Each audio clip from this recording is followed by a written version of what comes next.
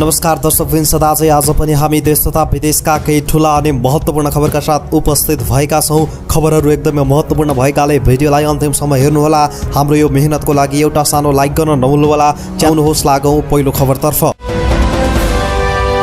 सरकारले कोभिड-19 महामारीको तेस्रो र चौथो लहरले बालबालिका बढी संक्रमित हुन सक्ने भन्दै सबै सरकारी तथा निजी अस्पताललाई कम्तीमा 20% बेड तयारी अवस्थामा राख्न अनुरोध गरेको छ। स्वास्थ्य तथा जनसङ्ख्या मन्त्रालयले सबै अस्पताल तथा स्वास्थ्य संस्थालाई पत्रचार गरी बालबालिकाको उपचारमा प्रयोग हुने गरी अस्पतालमा 20% बेड राख्न अनुरोध गरेको हो। अस्पतालमा अक्सिजनको समेत व्यवस्था गर्न भनेको छ। दोस्रो लहरले युवा र प्रौढहरूलाई असर गरेकाले अहिलेको तयारी सो समुदाय लक्षित रहेकाले बालिकालाई सुरक्षित गराउन तेस्रो र चौथो लहर आउनु अघि नै सरकारले सजगता अपनाएको हो। कोभिडको तेस्रो र चौथो लहरको खतरा रहेको भन्दै बालबालिकाका लागि 20% बेड तयारी अवस्थामा राख्न स्वास्थ्य मन्त्रालयले पत्रचार गरेको छ।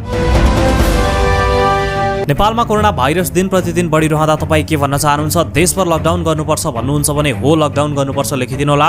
होइन, लकडाउन गर्न आवश्यक छैन, अब लकडाउन खोल्दै जानुपर्छ, जनजीवन सामान्य बनाउँदै जानुपर्छ भन्नुहुन्छ भने नो मोर लकडाउन, कोठाबाट छुट साथै बैंकको ऋण मिनाहा लेख्न नबिर्सनु होला है त। कतार वा टर्कीलाई ट्रान्जिट बनाएर साउदीबाट नेपाल आउन सकिने भएको छ। नेपाल सरकारले पछिल्लो समय कतार, टर्की र चीन सहित 3 देशसँगका नियमित उडान खुला गरेको छ। यो सँगै साउदीमा रहेका नेपाली श्रमिक पनि कतार वा टर्कीलाई ट्रान्जिट बनाएर नेपाल फर्किन सक्ने साउदीमा रहेको नेपाली दूतावासले जनाएको छ। साउदीबाट सोझै नेपाल जाने फ्लाइट खोल्ने सम्बन्धमा अझै कुनै निर्णय नभइसकेको भए पनि नेपाल जान चाहनेले यी देश ट्रान्जिट बनाएर जान सक्ने दूतावासको भनाइ छ। दूतावासका अनुसार कतार एयरवेज, नेपाल एयरलाइन्स र टर्किस एयरलाइन्स मध्ये आफूलाई सहज हुने फ्लाइट मार्फत नेपाल जान सकिनेछ। यति बेला वैदेशिक रोजगारीमा जान तयारी अवस्थामा रहेका श्रमिकहरूले सरकारलाई अब अन्तर्राष्ट्रिय उडान खोलिनुपर्छ भन्ने आवाज उठाइरहेका छन्। तपाईँ के भन्न चाहनुहुन्छ? हो अब अन्तर्राष्ट्रिय उडान खोलिनुपर्छ भन्नुहुन्छ भने अन्तर्राष्ट्रिय उडान खोलिनु पर्यो लेख्न नबिर्सनु होला है त। त्रिभुवन विश्वविद्यालयले विद्यार्थीलाई परीक्षा केन्द्र परिवर्तन गर्न दिएर स्थगित परीक्षा सञ्चालन गर्ने भएको छ। त्रिवीले विद्यार्थीको पाएक पर्ने केन्द्रबाट परीक्षा लिने मोडालिटीमा परीक्षा सञ्चालन गर्ने भएको हो। कोरोना महामारीका कारण स्थगित स्नातक तह प्रथम वर्षको वार्षिक परीक्षा अनलाइनबाट सम्भव नदेखिएपछि विद्यार्थी जुन जिल्लामा पुगेको छ त्यही जिल्लाबाट परीक्षा लिने मोडालिटी बनाइएको हो। त्रिभुवन विश्वविद्यालयका परीक्षा नियन्त्रक पुष्पराज जोशीले विद्यार्थीलाई अब आफू अध्ययन गरेको क्याम्पसमा आएर परीक्षा दिनुपर्ने बाध्यता नरहेको बताउँदै परीक्षा केन्द्र परिवर्तन गरेर पाएक पर्ने स्थानबाट परीक्षा दिन पाउने गरी व्यवस्था मिलाइएको जानकारी दिनुभएको छ। 19 महिनाभन्दा बढी समयदेखि एउटै वर्षमा अध्ययन गर्न बाध्य स्नातक प्रथम वर्षका विद्यार्थीको परीक्षा साउनभित्रै लिने तयारी अनुसार नै विश्वविद्यालयले परीक्षामा यस खालको मोडालिटी बनाएको हो। काठमाडौँ महानगरपालिकाले 25 गतेबाट 60 देखि 64 वर्षकालाई दिइने कोभिड-19 विरुद्धको खोप सञ्चालन गर्ने केन्द्रको नाम तोकेर पठाउन वडा खोप समन्वयन समितिलाई पत्रचार गरेको छ। स्वास्थ्य तथा जनसङ्ख्या मन्त्रालयले जेठ 18 गतेको निर्णयका आधारमा जिल्ला स्वास्थ्य कार्यालय र काठमाडौँ महानगरपालिकाको शहरी स्वास्थ्य तथा खाद्य परामर्श नियामक विभाग बीच बैठक बसेर हरेक वडामा एक खोप केन्द्र सञ्चालन गर्ने निर्णय गरेको हो। जेठ 25 गतेबाट 60 देखि 64 वर्षका व्यक्तिलाई काठमाडौँमा स्तन कोरोना विरुद्धको खोप दिने भएको छ।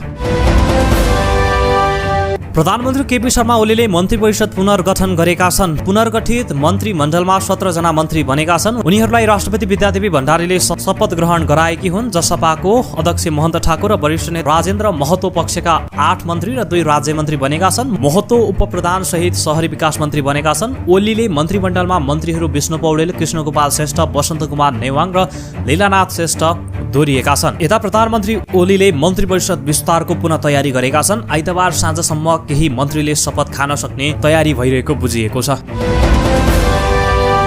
निषेधाज्ञा अवधिभर खाद्य व्यवस्था तथा व्यापार कम्पनी र स्वाल ट्रेडिङ कर्पोरेसनले बिक्री वितरण गर्ने खाद्यान्न र खाना पकाउने ग्यासमा 20% छुट दिने भएपछि यसका बिक्री केन्द्रमा ग्राहकको भिड लागेको छ। सरकारले उपभोक्तालाई राहत दिन आगामी आर्थिक वर्ष 2078-79 को बजेट मार्फत सो व्यवस्था गरेकोमा उक्त व्यवस्था शुक्रबारबाट लागू भएको हो।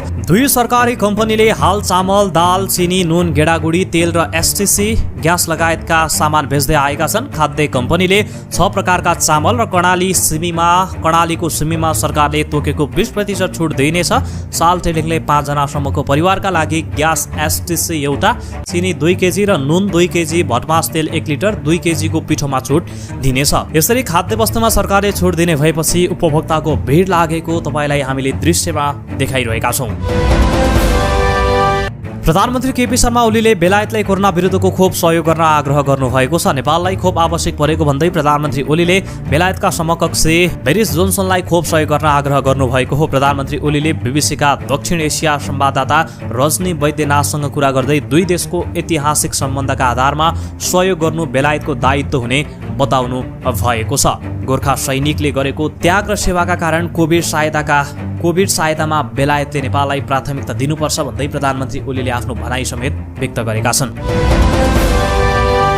ललितपुर महानगरपालिकाले कोरोना संक्रमणबाट ज्यान गुमाएका व्यक्तिको परिवारलाई 1 लाख रुपैयाँ सहयोग गर्ने निर्णय गरेको छ। ललितपुर महानगरपालिकामा स्थायी बसोबास गर्ने व्यक्तिका परिवार संक्रमित भई उपचारका क्रममा ज्यान गुमाएका महानगरपालिकाले प्रति मृतक 1 लाख रुपैयाँ सहयोग गर्ने निर्णय गरेको बताउनु भएको छ। त्यस्तै आइसियु र भेन्टिलेटरमा उपचार गरेर निको भएकालाई जनही 50,000 रुपैयाँ र अस्पताल भर्ना भएर कोरोना जित्नेलाई जनही 25,000 रुपैयाँ प्रदान गर्ने ललितपुर महानगरपालिकाले घोषणा गरेको छ।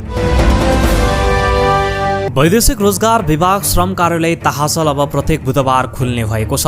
बायोमेट्रिक नभएका व्यक्तिहरूको पुनः श्रम स्वीकृतिका लागि मात्र प्रत्येक बुधबार कार्यालय खुल्ने श्रम कार्यालय ताहासलले जनाएको छ।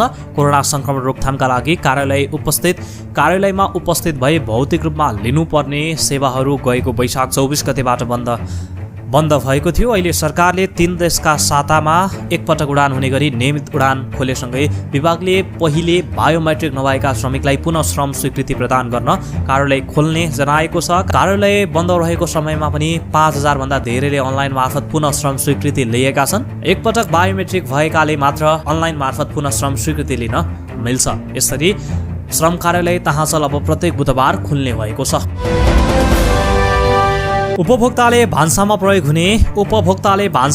हुने तेलको मूल्य अस्वाभाविक वृद्धि गरेको विषयलाई वाणिज्य तथा आपूर्ति विभाग र मातहतका कार्यालयहरूले सूक्ष्म अध्ययन थालेका छन्। अन्तर्राष्ट्रिय बजारमा तेलको कच्चा पदार्थको भएको मूल्य वृद्धिका कारण नेपालमा समेत चालु आर्थिक वर्ष 2077-78 भित्रै अस्वाभाविक मूल्य वृद्धि भएपछि उद्योगसँग कागजात माग गरेर अध्ययन थालिएको हो। यसरी तेलको मूल्यमा 35 देखि 40% सम्म अस्वाभाविक वृद्धि भएको छ।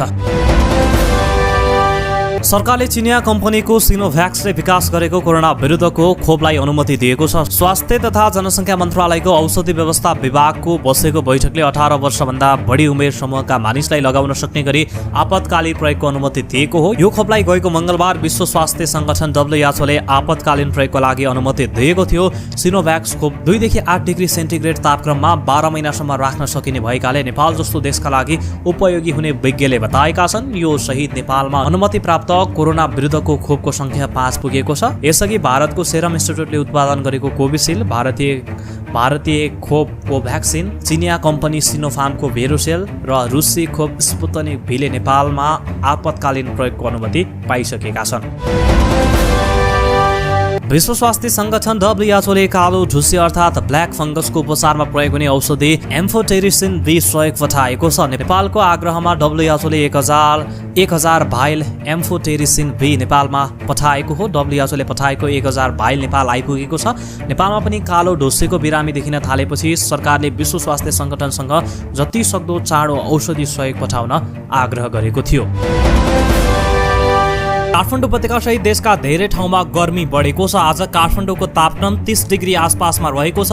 हिजो 29.4 डिग्री सेल्सियस थियो भने अस्ति 31 डिग्री सेल्सियस थियो। मौसमविद मिनकुमार अर्यालका अनुसार उपत्यका सहित देशका प्राय सबै जसो ठाउँमा तापक्रम बढेको छ। उहाँका अनुसार तराई जिल्लाको तापक्रम 34 देखि 35 डिग्री सेल्सियससम्म पुगेको छ। मौसम सफा भएर जमिन तातिएकाले रातको समयमा पनि गर्मी महसुस हुन थालेको छ। 1-2 दिन मौसम यस्तै रहने अनुमान छ, तर प्री मनसुनको समय भएकाले दिउँसोपछि केही ठाउँमा हल्का पानी पर्ने मौसमविदले बताएका छन्। आउँदो मङ्गलबारदेखि भने प्री मनसुन थप सक्रिय भएर धेरै जसो ठाउँमा पानी पर्ने अनुमान गरिएको छ। यसैबीच गर्मी बढेकाले प्रशस्त पानी पिउन डाक्टरले सुझाव दिएका छन्। गर्मीको बेला शरीरमा पानी अभाव हुँदा स्वास्थ्य समस्या देखिने र केहीलाई डिहाइड्रेसनको समेत समस्या हुन सक्ने डाक्टरले बताएका छन्।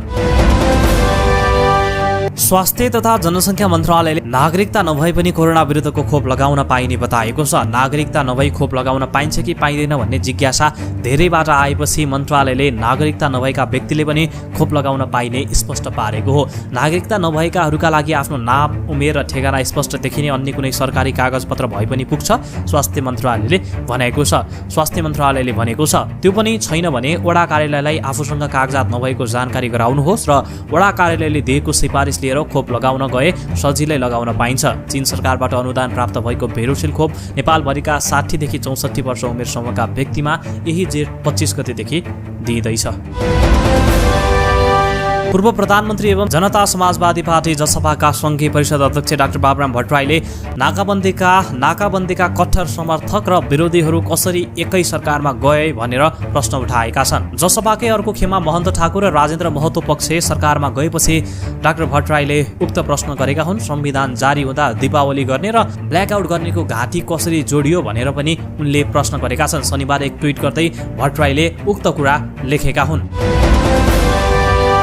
बेलायतमा फेरि पनि कोरोना भाइरसको संक्रमण बढेको छ। त्यहाँको अफिस फर नेसनल स्ट्याटिस्टिक्सले अहिले संक्रमितको संख्या झन्डै 2 तिहाईले बढेको जनाएको छ। गएको मे महिनाको अन्तरतिर झन्डै 1 लाख जनामा संक्रमण पाइएको छ। यसअघिको हप्तामा 60,000 भन्दा धेरैमा संक्रमण भएको पुष्टि भएको थियो। बेलायतमा कोरोनाको डेल्टा भेरिएन्टका कारण संक्रमण फैलिएको पाइएको छ। स्वास्थ्य अधिकारीले डेल्टा भेरिएन्टको परीक्षण बढाए अझ बिरामीको संख्या धेरै निस्किने बताएका छन्। विश्व स्वास्थ्य संगठनले बेलायतमा भेटिएको नयाँ भेरिएन्टलाई अल्फा, भारतमा पहिलो भेटिएकोलाई किम्पा र पछि भेटिएकोलाई डेल्टा तथा दक्षिण अफ्रिकामा भेटिएकोलाई बीटा नाम दिएको छ। परराष्ट्र मन्त्रीबाट विदा भएका प्रदीप कुमार गेवालीले आफ्नो कार्यकालमा सहयोग गर्ने सबैप्रति धन्यवाद ज्ञापन गर्नुभएको छ। सामाजिक सञ्जाल मार्फत धन्यवाद दिँदै उहाँले मन्त्री पदमा रहँदाको सम्पत्ति विवरण सार्वजनिक गर्नुभएको छ। परराष्ट्र मन्त्री प्रदीप गेवालीले आफू मन्त्री बनेपछि 7 लाख नगद, 200 पुस्तक र केही घराइसी सामान थपेको बताउनु भएको छ। उहाँ मन्त्री रहँदाको अवधिमा विदेश भ्रमण बापतको लेभी 3,14,930 र पारिश्रमिक बापतको लेभी 6,20,000 गरी जम्मा 9,34,930 रुपैयाँ पार्टी खातामा जम्मा भएको बताउनु भएको छ। त्यसमा पारिश्रमिकको करकट्टी बापत 3,72,491 रुपैयाँ र 13 पैसा सरकारी कोषमा दाखिला भएको र हाल आफ्नो खातामा 7,41,775 रुपैयाँ 60 बचत रहेको जानकारी गराउनु भएको छ। अमेरिकी पूर्व राष्ट्रपति डोनाल्ड ट्रम्पको फेसबुक र इन्स्टाग्राम अकाउन्ट बन्द भएको छ। फेसबुकले 2 वर्षका लागि अकाउन्ट बन्द गरेको जनाएको छ। यसअघि गएको जनवरी महिनामा पनि उहाँको अकाउन्टमा अनिश्चितकालका लागि प्रतिबन्ध लगाएको थियो। फेसबुकले स्वतन्त्र छानबिन बोर्डले गएको जनवरी 6 तारिकमा ट्रम्पको फेसबुकमा साझा गरेको विचार तथा भनाइले अमेरिकाको राजधानी वासिङटन डीसीमा हिंसात्मक झडपलाई बढावा दिएको जनाएको छ। त्यतिबेला फेसबुकसँगै इन्स्टाग्राम र ट्विटरले तत्कालै ट्रम्पको अकाउन्ट बन्द गरेका थिए। फेसबुकले अब नेताहरूको पोस्टलाई कुनै पनि सुरक्षा नदिने बताएको छ। फेसबुक र इन्स्टाग्राममाथि प्रतिबन्ध गएको जनवरीदेखि नै लागू हुनेछ। अमेरिकी पूर्व राष्ट्रपति ट्रम्प सन् 2023 को जनवरीमा पुनः आफ्नो अकाउन्ट सञ्चालन गर्न पाउनुहुने बीबीसीले जनाएको छ। कैलालीका विद्यालयहरूले वार्षिक परीक्षा सञ्चालनमा समस्या भएपछि आन्तरिक मूल्याङ्कनबाट नतिजा सार्वजनिक गर्न थालेका छन्। गएको महिना वैशाख 15 गतेबाट वार्षिक परीक्षा गर्ने तयारीमा रहेका त्यहाँका विद्यालयहरूमा कोरोना भाइरस संक्रमण समुदायमा फैलिएपछि परीक्षा स्थगित भएको थियो। लामो समयसम्मको बन्द र विद्यालय खोल्ने वातावरण नभएपछि जिल्लाका स्थानीय तहले आन्तरिक मूल्याङ्कनबाट नतिजा सार्वजनिक गर्न विद्यालयलाई निर्देशन दिएका छन्। पालिकाको निर्णयपछि कैलालीका पालिकाले अब कक्षा 1 देखि 9 सम्मका विद्यार्थीको नतिजा आन्तरिक मूल्याङ्कनबाट सार्वजनिक गर्न थालेका छन्। सरकारको आयु र भविष्यका विषयमा राजनीतिक वृत्तमा अनेकन प्रश्न उठिरहेका बेला प्रधानमन्त्री केपी शर्मा ओलीले मन्त्री परिषद व्यापक हेरफेर गरेका छन्। आफ्नो पार्टी एमाले तर्फबाट सरकारमा सहभागी धेरैलाई हटाउँदै प्रधानमन्त्री ओलीले 3 उपप्रधानमन्त्री सहित मन्त्री परिषदमा व्यापक हेरफेर गरेका हुन्। उनले नयाँ सरकार दिन नसकेको भन्दै प्रतिनिधि सभा विघटन गरी कार्तिक मङ्सिरमा मध्यावधि निर्वाचन घोषणा गरेका छन्। यसको विरोधमा परेको मुद्दा सर्वोच्च अदालतमा विचाराधीन छ। तर आफैले मध्यावधि निर्वाचन घोषणा गरेका प्रधानमन्त्री ओलीले चुनावको तयारीमा जुट्नुको साटो मन्त्री परिषद व्यापक हेरफेर गरी सत्ता टिकाउन सक्रिय भएका छन्। आफ्नै दल एमालेबाट सरकारमा सहभागी मध्ये 4 जना बाहेक अरू सबैलाई हटाएका प्रधानमन्त्री ओलीले जनता समाजवादी पार्टी जसपाका महन्त ठाकुर पक्षलाई विभिन्न मन्त्रालय दिएका छन्। ठाकुर पक्ष सरकारमा सहभागी भएको छ। 3 जनालाई उप प्रधानमन्त्री सहितको जिम्मेवारी दिएका ओलीले ठाकुर पक्षलाई 1 उप प्रधानमन्त्री सहित 1/3 मन्त्रालय दिएका छन्। संविधान सभाबाट जारी नयाँ संविधानको मधेस मुद्दा संशोधन नगरेको भन्दै बाहिर रहँदै आएको जसपा ठाकुर पक्षबाट नेता राजेन्द्र महतोले सरकारमा नेतृत्व गरेका छन्। महतोले उप प्रधान तथा शहरी विकास मन्त्रालयको जिम्मेवारी पाएका छन्। ठाकुर पक्षका अन्य 7 नेताले मन्त्री र 2ले राज्य मन्त्रीको जिम्मेवारी पाएका छन्। यसरी प्रधानमन्त्री ओली सत्ता टिकाउन सक्रिय देखिन्छन्। भारतमा कोरोना भाइरसको संक्रमणका कारण पछिल्लो 24 घण्टामा 3380 जनाले ज्यान गुमाएका छन्। त्यहाँ दैनिक मृत्यु हुनेको संख्या कमी आएको छैन भने संक्रमित हुनेको संख्या भने पछिल्लो साता ओह्रालो लागेको छ। पछिल्लो 24 घण्टामा 1,20,529 जना नयाँ संक्रमित थपिएका छन् भने 1,97,894 जना डिस्चार्ज भएका छन्। भारतमा अहिलेसम्म 2,86,00,000 भन्दा बढी संक्रमित छन् भने 2,47,00,000 भन्दा बढी संक्रमण मुक्त भएका छन्। त्यहाँ अहिलेसम्म मृत्यु हुनेको संख्या 3,44,082 रहेको छ। दर्शकबिन यिनी थिए आजका केही ठूला अनि महत्त्वपूर्ण खबरहरू। भोलि यही समयमा पुनः मुख्य समाचारका साथ फेरि पनि उपस्थित हुनेछौँ। आजको लागि हामीलाई बिदा दिनुहोस्। हस्त नमस्ते।